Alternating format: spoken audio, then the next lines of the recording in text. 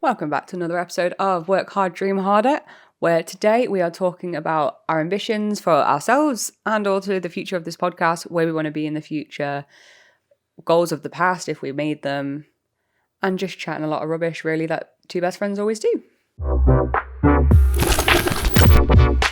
Like we said, when life gives you lemons, what do? You grab a friend to work hard and dream harder. Because your dreams won't come true without a plan.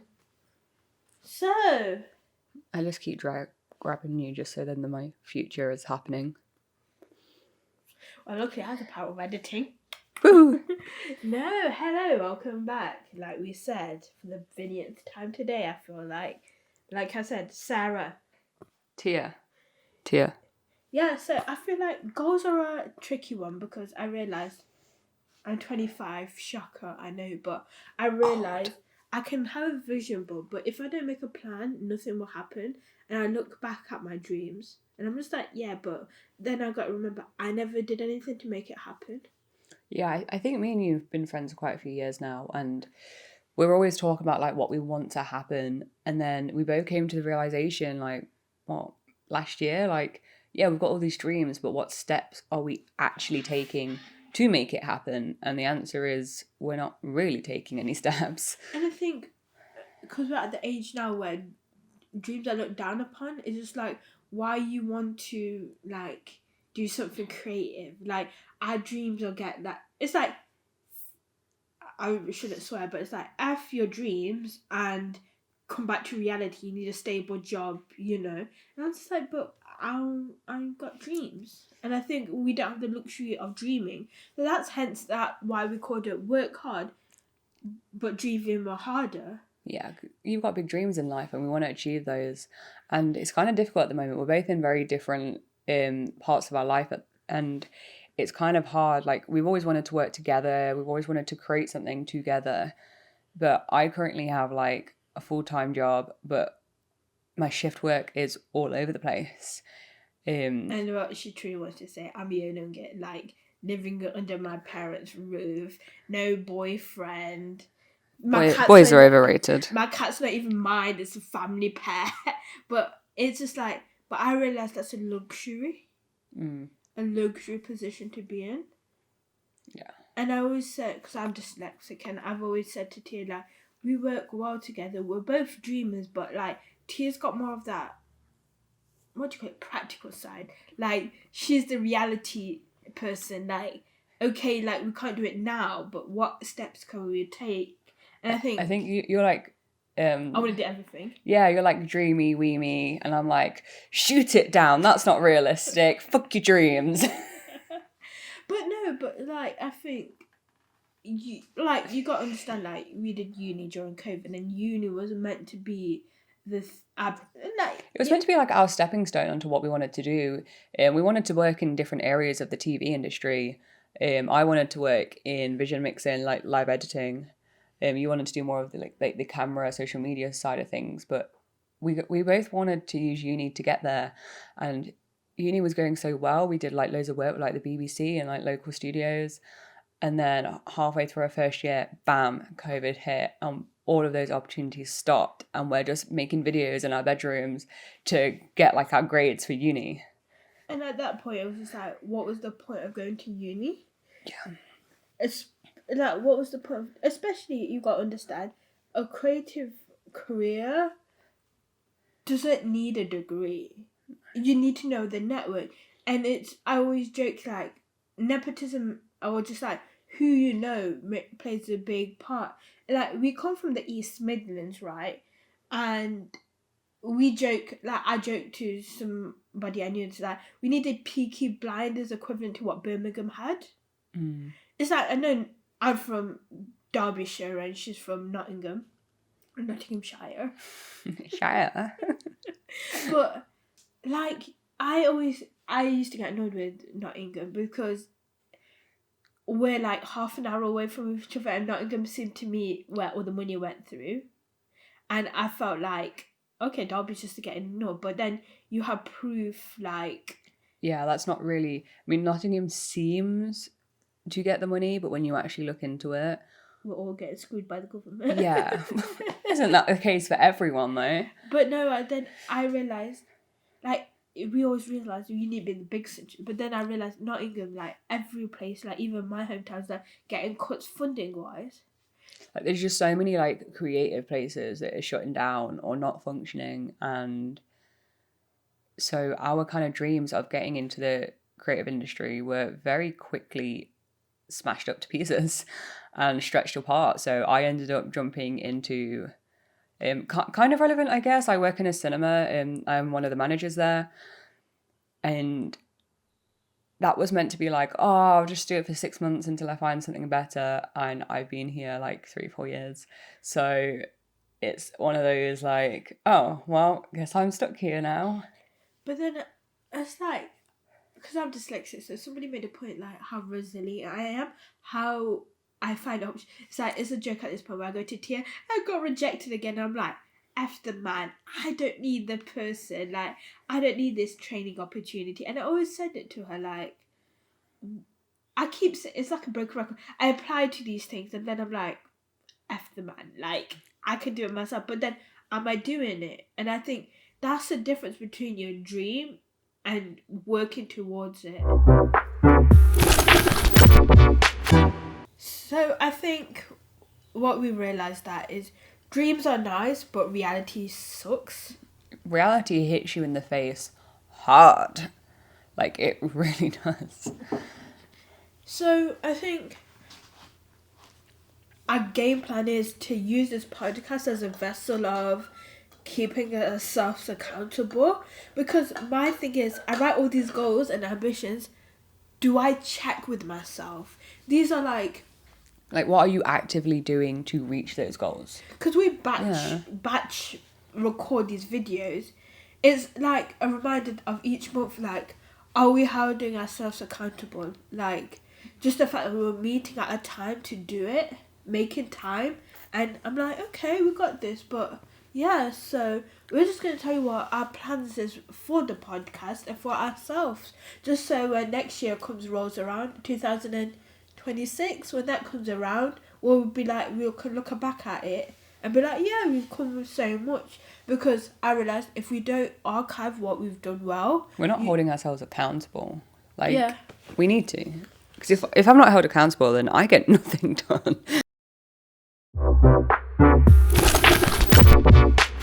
Well, we've been friends for years, and at the beginning of this year, we was like, right, let's create a 5-year plan. And we made like Pinterest boards of like what we want within the next 5 years. And we said, even if it's not realistic, even if it's not achievable, let's just like add it into this board, because if we want it, why not put it there? It's kind of manifesting. People shouldn't crap on manifestation, because I don't know, but I've been into my like self-help era, like self-help, and there's like, if you told yourself you're stupid, you're more likely to become it, because in the back of your mind, the more you tell yourself, the more you believe it. So don't tell yourself you're stupid, because after 6 times of saying it, you're gonna be like, yeah, I am stupid, like I feel stupid. So we use that as a manifestation, like, no matter how crazy our 5-year plan is, but if we put it out the world, it will happen if we make it happen. So, you know, it goes back to work hard, dream about it, but then make sure your plans lead to it. Yeah. So that goes on to our vision board, or a bunch of pictures on Pinterest, but it leads to the visions. I mean, this is my vision board. So, not realistic, but this is kind of what I envisioned. If you can tell, I love plants. I want to have plants everywhere. It would be kind of a dream for me, like way in the future, to have like a massive built-in greenhouse with like the heating and everything like that. And basically a big ass greenhouse. Yeah, basically. It gives me fairy vibes as well. I just love it. I love greenhouses. I do have one of those like movable greenhouses at the moment, and I'm fairly certain that the storm the other day has knocked it over, and I don't want to go in the backyard to check, because I think I'll cry if it is knocked over. So for your audio listeners, I'm going to describe it. It's kind of very... basically like just... green. Yeah, lots of green, lots of big spaces, lots of It gives me like cottagecore. Have you heard of cottagecore? yeah. That No, kind of well, vibe. funny you say that actually, because as we scroll up, it does get more into cottagecore territory. Honestly, you thrive like in like a bloody like in the shires. Honestly, if You I know? lived in like a countryside somewhere, but like I always want to live in like a countryside where it's like a 20-minute drive to a city. So like you're out there, but you can access amenities. But the thing is, like, Amenities. Nottinghamshire and like Derbyshire, or is it Nottinghamshire? What am I No, just? Derbyshire has like the Peak District and stuff, Yeah. and that's kind of like where if I had like an unlimited budget, the Peak District is gorgeous and is the sort of vibe that I'd love to, just like a cottage in the Peak District where I'm surrounded by like green land, greenhouse, little pond, but like 20-minute drive and you're in Derby or you're in Nottingham. And I don't want to be in the sticks. Like I don't want to be in the middle of nowhere where you can't access anything. But also, Convenience, but like the rural thing. yeah. So that's why I think Derbyshire and like it's kind of like that vibe. My friend there's a like in the I don't know where, but in the Peak District he booked on to like a tree house like thing. If we can monetize this pod, we should do a pod in the like Derbyshire Shire. Mate, honestly, that I would just love to live somewhere like that. So you can see like I get to more of the cottagey type things. Again, not realistic for me, but it's just something that I'd love to have. Yeah. And then this is the weird part. So I love cats, I love dogs, and it's kind of like a dream for me to have like a cat and a dog, which I know they don't they don't tend to get on well, so realistically like that might not happen at the same time. But I love the idea of like a grey smoky coloured cat.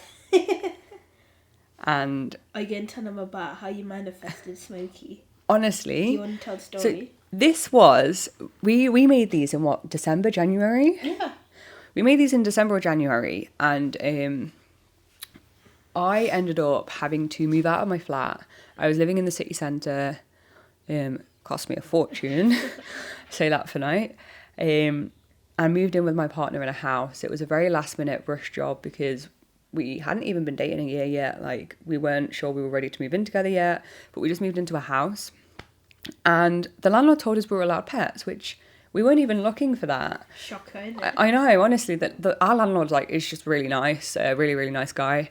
And he said we're allowed pets, like, but the deal is, any damage they make, we'd pay for, and that's reasonable. And we never even were looking for a place where we were allowed pets. And then my colleague was telling me about this stray cat, like this was months after I'd moved in, who has been living in her garden for about 4 years. He got locked out by his owners. They never let him back in. They never fed him. They never cared for him. And my colleague's family, after about a year or so, had to start feeding him themselves, because he was just never being fed, never being looked after. And, he was straggly, but he loved humans. He just wanted fuss and affection. But they could not take him in because he doesn't like other cats. And they had a cat and he kept trying to fight their cat. So I've heard the stories. Yeah. He's very aggressive. He hates other cats, but he loves humans. He's fine with dogs though, weirdly. But I think you can all guess where this story is going. She asked if I could take him in. So me and my partner, we were like, yeah, go on then. We weren't quite ready for a pet just yet. We were thinking, a few years down the line. But they had to take him to the vet last winter because he started losing fur on his back because he's out in the cold, I think it was fleas or something like that. Easy treatment, but the owner he was meant to have obviously had locked him out and wasn't caring for him. We've took him in. We've had him a few months now, and he is just the best little boy in the world. And he looks. For those of you who are watching, we will put pictures up. For those of you listening, go to our social media. We'll put pictures on there. But he looks so similar to the cats on my vision board, and I didn't even know he existed. That's the thing what was flipping crazy, right? not even one picture of a cat. 2 flipping pictures of the cat were like similar, like grey tone. And with Smokey, right, he doesn't have any white patches. So I've got 2 cats and they all have like white, like I've got a tuxedo and I call him a tuxedo and just a normal black and white cat. And I was so, not confused, so perplexed how Smokey could be like like different shades of bloody grey. Well, No white. Like the light grey looks white in pictures, but when you see him in person, you just see like this ombre kind of light grey to dark grey. Well, it's not really dark grey, but and he just looks so similar to some of these pictures of a cat that I'd love, and I'd always wanted like a grey coloured cat. So not only does he look like the pictures that I'd put on our board. You adopted him last year. Like I adopted him, and he is the friendliest cat in the world. Luckily, we have no cats that live near us, but also he's just not interested in going outside. I think he was locked outside for so long that if we accidentally leave the back door open, he just kind of looks at it and goes, and walks away. Like he's not fussed. So what is your goals now moving forward? Because I think you seem to be like in a better place from 2024. Yeah, that sounds weird. Honestly, no. 2024 was crazy. Like obviously, for me, my flat lease was about to leave, and I couldn't rejoin onto it. It was like I was looking for houses for months, and everyone who I was trying to look with, like houses or flats, like everything we applied for, we just got rejected for immediately, and it was really hard and it's really brutal in this game, especially in Nottingham, trying to find accommodation or somewhere to live. Like, if you did not apply for something that day, someone else had snatched it up. And this house, I saw the listing and it looked a bit dodgy, to be fair, but I was like desperate. And I went to apply by myself, but I didn't meet the minimum criteria, which is why my partner was like, you know what, I'll move in with you if it means you can meet criteria and you have somewhere to live, because he was living with his mum at the time and there wasn't enough space for me to move in there as well. Like they did offer, but there just wasn't enough space. And there's no way of me moving back home either. So he was just like, yeah, we'll move in together. It's sooner than we anticipated, but you're not homeless. And the reason like the listing looked dodgy is because they were in the middle of building renovations. So they were actually redoing the house, and they said, oh, it won't be ready for like another 2-3 weeks. And we were like, oh God, like this is like, once this is ready, it's a few weeks before I've got to leave my flat. So it was a risk. Yeah, it was risky. So I booked in a viewing anyway for when the renovations were finished, but I kept looking for places and everywhere was just rejection. Like it was awful. You don't have to tell me, I know rejection in a different way. Honestly, like it's just, I didn't meet the criteria, or someone had got there first. So I saw this place, I got a good vibe of it, I liked it, I literally just applied for it whilst I was at the viewing, and I was the first viewing, and the landlord was like, oh, okay. My partner wasn't at the viewing because he was at work, so he just asked to meet my partner because he wanted to meet both of us, and then accepted.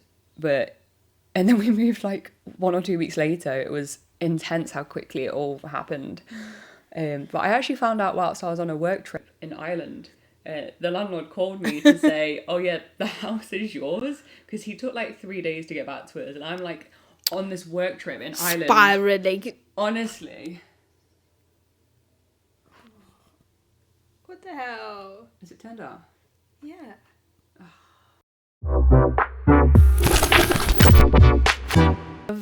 So now you've got a place where you're stable, like. Yeah.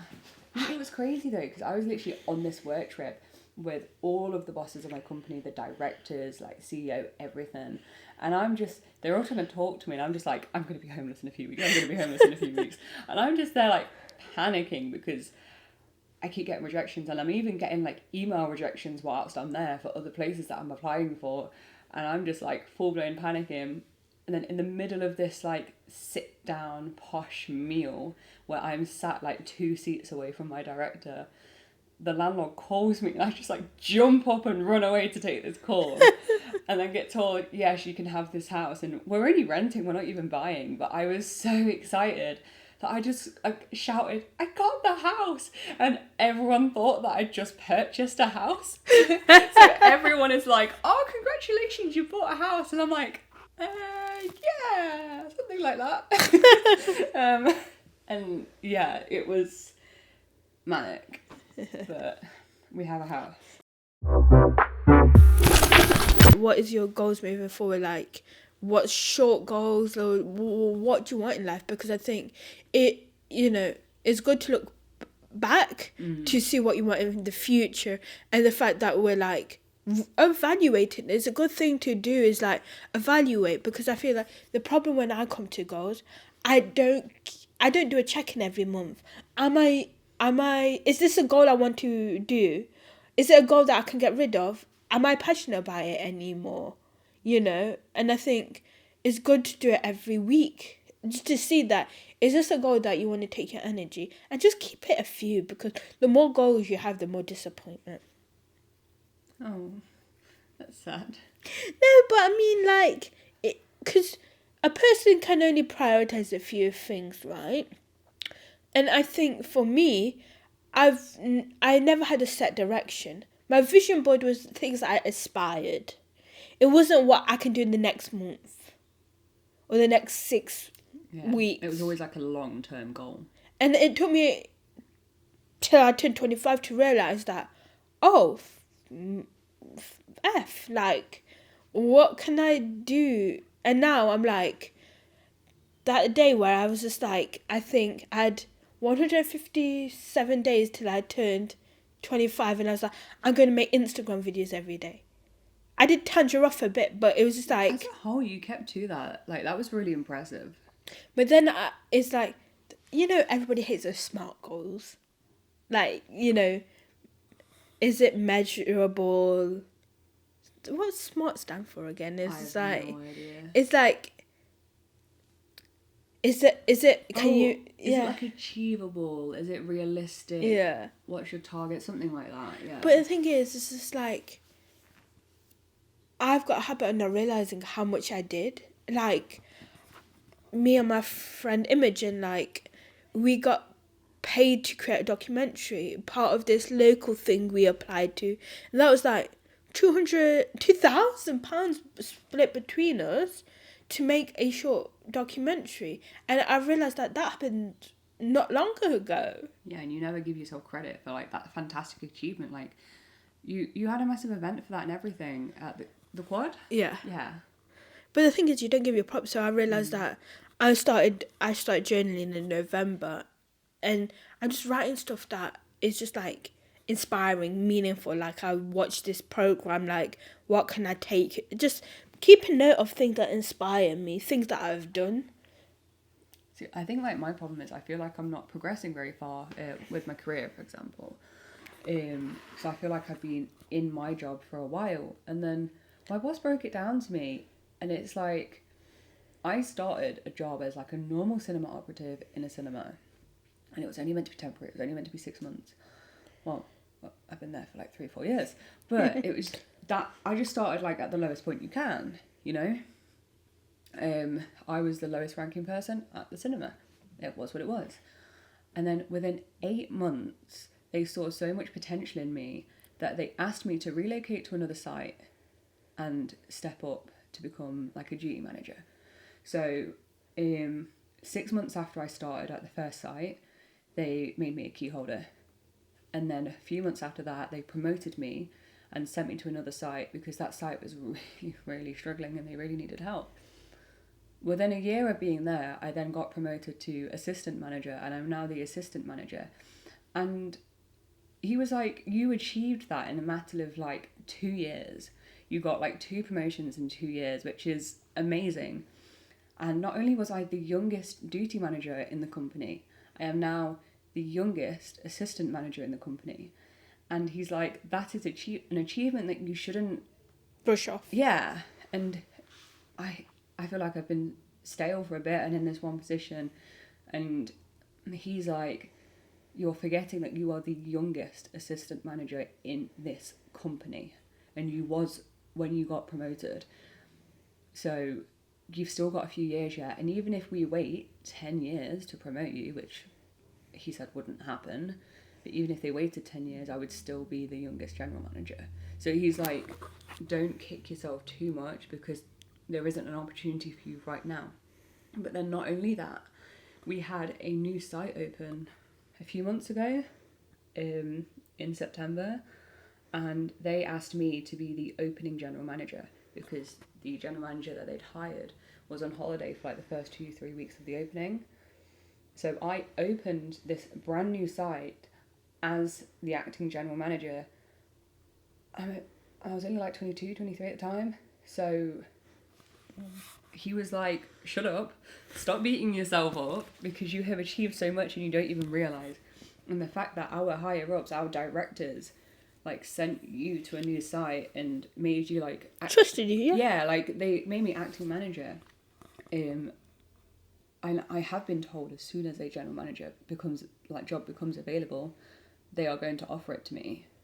And it's like, just because there isn't an opportunity now doesn't mean I haven't progressed very quickly already. And I think I sometimes forget that. I just feel like I'm not getting anywhere, I'm not doing anything, and really I have already. Yeah, so I'm just going to show you my mood board. And I think for me, it was just like, Did you get the wrong one? My College of Ryan Gosling mood board. Ryan Gosling. So I think for me, I'll pop it up here when I've done it. For me, it was more of a vibe. This is your 2024 mood board, right? Yeah, this is my old one. And I think for me, like, a lot of it is about, like, driving, creativity. And that it's like, I've got a quote here. The secret of success is just being yourself. Like, I've got another quote that says, live, create to tell your story and keep doing it. And I think for me, and then I've got, just like, for me, I just didn't keep track of it. I didn't make sure that every month I was doing something creative. I neglected it because things just got in the way. Say that, but you did that whole like 100 and something days for your social media running up to your 25th birthday. So you're saying that you didn't keep track of it, but also you kind of did. But I think that's what I mean. It's like with you, yours was measurable. You got the cat, you got the house.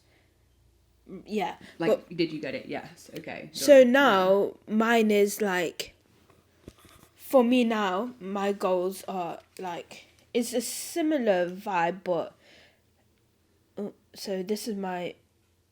it's because I zoomed in. So here, now I can tell you, this is my new mood board, that if not, when. So we were always wanted to do this podcast, right?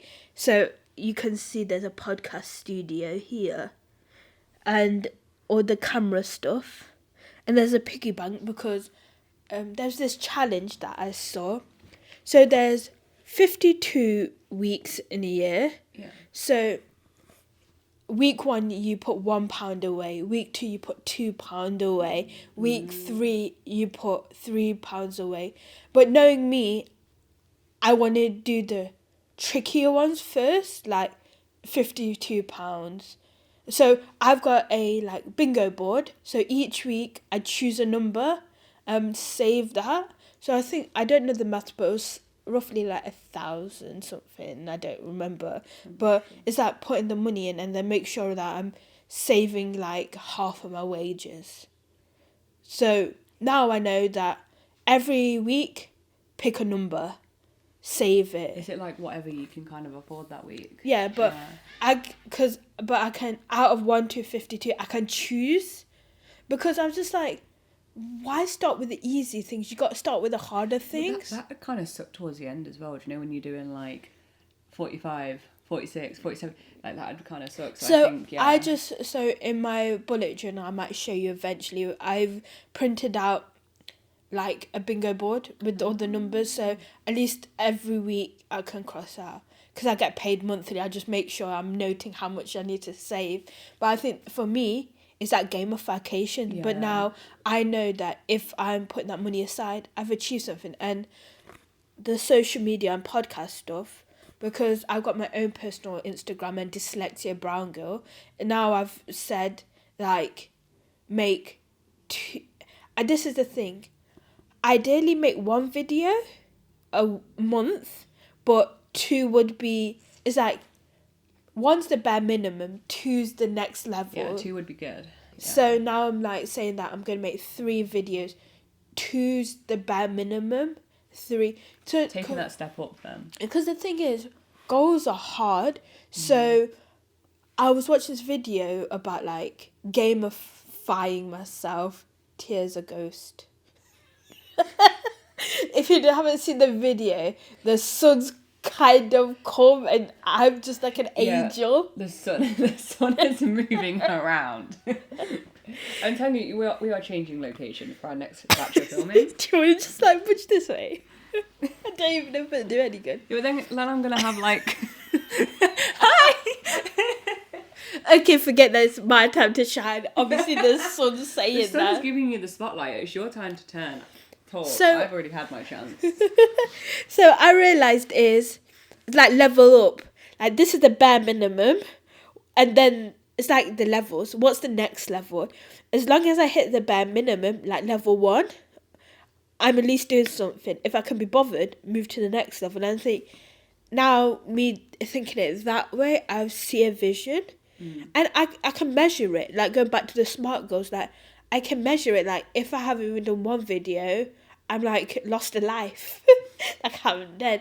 And it's a good thing to gamify it because then, and also, it's just like set another way to think about it: low energy, medium energy, high energy. So, if for example, because I've got quite a few videos that I want to make, and low energy is just make one video a week on social medias, and then if I can be bothered, 3 videos, short videos. But it's like setting an expectation for you to succeed instead of saying like I want to make 20 videos a year and they're full long videos. Just be like, okay, ideally I'd love to post once a month. Okay, that's doable. 2, okay, that's the boss level. 3, 4, you know what boss level is? 4 YouTube videos a month. That's like boss level. But I know that at least if what I learned from the videos that I made till my 25th is showing up for yourself. Because now we're not at uni, there's no consequences to your actions. Yeah. If we don't do something, who cares? It doesn't matter. But you're telling yourself that you don't matter. That's when you're not doing the thing you said you're going to do, you're saying to yourself that you don't matter. And that is where I messed up for 5 years. For my 25 years of my life, I've kind of let time pass me by. And I didn't realise how precious it was. Okay, you kind of struggle when you're a child. Whatever. But now I know what I want to do, and I think I've stopped letting these rejections hold me back. Okay, like going back to your perspective of your job, being a manager, I've just realised right time, wrong place. Like I don't know. There could be better people than me, but they liked me. I got to interview stages sometimes, but it's just like I've been shortlisted quite a few times. But it's just like, I mean, you got that Channel 4 experience, didn't you? yeah, so close. But I'm saying like, you don't know. They never give you feedback. That's one thing annoying. Like, the bigger programs you apply for, they just don't want to give you feedback because due to high demand. So how you know you're gonna approve? But hey, at least you did it. You did the hard bit. You applied to it. Because you can just think of what if. And I think, okay, it was just the time. I got this, I said to Tia, I got this, so I applied to this funding thing. It was like, we'll pay £1,000 for you to create like short Instagram videos, right? And the feedback was just like, oh, they told me I got shortlisted, but it just didn't happen. But the fact that they made time to be like, oh, we liked your idea, this, that, and it was, your application was well executed. Then I was like, okay, it wasn't my idea. It was just that they only had a limited of funds. So if they could have had me, they wouldn't, because I got shortlisted, you know? And you could easily spin it to be like, oh, well, the other people were better, but that's not going to do you any good. Yeah. No. I think like the best way in a situation like that is, well, I got shortlisted. I got chosen out of thousands of people. And even though I didn't make it to the next stage, I still got chosen out of that like thousands of people. And I think that's why I like that email, because they acknowledged, like, we considered you. You made it through the panel. Well, they put in like panel of people. And I think, okay, that's why I just didn't. That's why I was just like, oh, okay. Well, and then they even encouraged, do it next year. We'll consider you because you made it. There's more. You just keep applying to these opportunities that we got, because you got shortlisted. There's a highly chance you get it next time because, and I was like, okay. But it's like, I think what I've learned, my word of the year is perspective, because everything's about perspective. It's just like, there's this cartoon called Bluey, and there was this, this episode where the kid was just like upset, and the mum was just like, here's a checklist. You cry. I don't remember it off by heart, but it was just like, you feel upset. Not a good enough Bluey fan.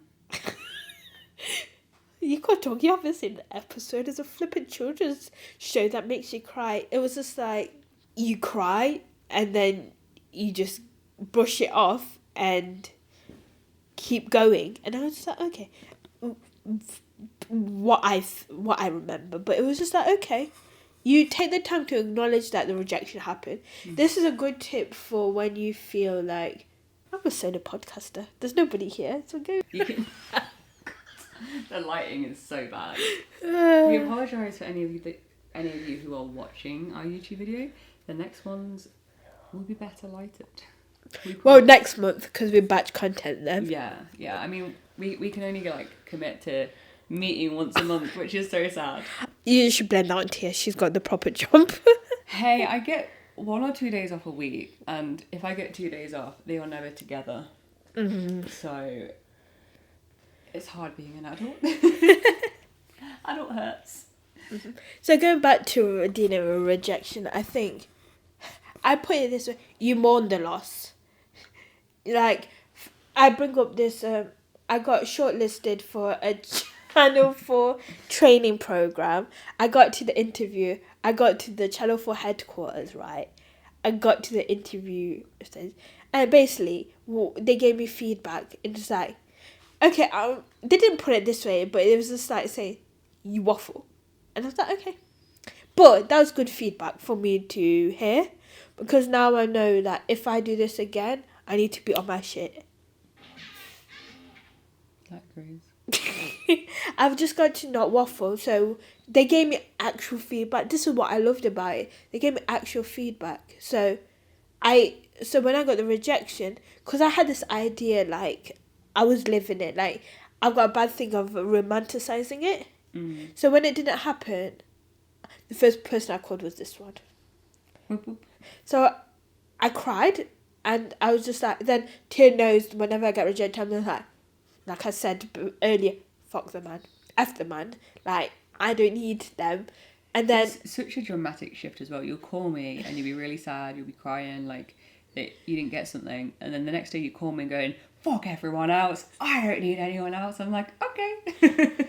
But the thing is, it's okay, but the thing is, you could easily let that manifest into something toxic. Yeah. So you just gotta let it go. I think I luckily have that perspective now, where I didn't used to. I used to take every little rejection as like a personal attack. Like, they rejected me because they didn't like me, because they hated me. And I think I was telling you this months ago, we had to hire for a few operatives over the summer, and there's loads of students that live nearby. So we got like over 800 applications. Just this small cinema got over 800 applications, and there was only 2 jobs going. And I had to reject like 800 people. And I thought to myself, if I was one of these people, I would be taking it personally, but it's literally not. You only have time as someone who is like hiring, or someone who's like reviewing applications. You only have enough time to quickly skim through, and it's literally just a luck of the draw if you're one of those people that get picked. And I think now I have that perspective of, okay, it's fine, it's not personal anymore. And I think a lot of people, it's hard, but hopefully with any future rejections, because they will happen. You don't get accepted for everything. It's not personal, and I want people to know that. And just keep doing it. Don't be scared to do it, because you'll never know. So Yeah, don't let one rejection stop you from trying again, because you can try 10 times. If you get it the 10th time, perfect. But if you don't try even a second time, you're not going to get it at all. So, what is our goals for this podcast? I just kind of want us two to enjoy it, us two to have fun. I'd like it to grow. I'd like, for the first year, obviously the goals are small, but have like even a temporary decent setup where you don't know how long we spent trying to set up today, and then there's been so many technical glitches because it's our first day. Yeah. I want it to get to the point where it just runs smoothly. We know what's going on. It grows. We enjoy it. We have fun, and they're my initial goals for the next year. Nice. What about you? I think for us, it's a creative outlet. So hopefully, is that I'd love it to. We use this podcast to self-sustain our career as a creative people, and get people on board. Like, do the typical thing of growing it, but I think it's just a creative outlet for us to express ourselves and making sure that we're achieving our dreams. You are holding us accountable. If we don't show up, then we're doing you dirty, kind of like, that's what I'm thinking, that then we slowly build our setup to be better. But as long as we show up for you guys, our number one fans. And I think for us just to then maybe eventually create a studio. Yeah, like a long-term plan is to have our own studio. Yeah. That would be amazing. Yeah, no. Oh my God. Create your own plans. Let us know what your vision for the future is. And mine is to have proper lighting for our next video. Well, I'm shining. I'm glorious. I think, we'll be out there for the number one spot on the podcasting platforms. Yes, we will be.